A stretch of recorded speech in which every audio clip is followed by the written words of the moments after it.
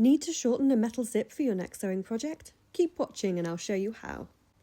You will need a metal zip, this will be longer than the length specified in your sewing pattern, a pair of pliers, I find these needle nose pliers are perfect for the job, a small flathead screwdriver, a ruler or tape measure, scissors, something to mark the zip tapes with, for example a chalk pencil or friction pen, and a safety pin.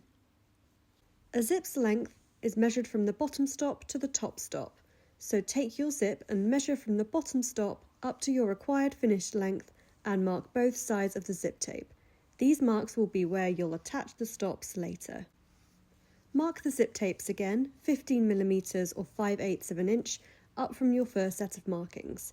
This is where you'll cut the ends of the zip tape later. Open the zip and pin a safety pin through the zip tapes just above the zip pull to stop you from accidentally pulling the zip pull all the way off.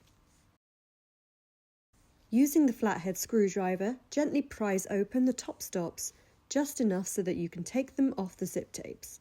Put them in a safe place so that you can reattach them later. Then, with your pliers, pull off the zip teeth between the two markings you made earlier. Don't worry if your zip tape frays a bit, as this section will usually be hidden by your garment's seam allowance once it's all sewn up. Once you've removed the teeth between your markings on both zip tapes, you can reattach the top stops.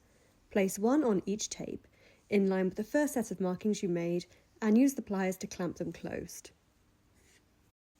Trim off the excess zip tape, 15mm or 5/8 of an inch above the top stops, and remove the safety pin. Slide the zip pull up and down a couple of times to make sure the stops are secure, and that's it. Well done on shortening your metal zip. Find lots more sewing tips and tutorials on our channel. Happy sewing!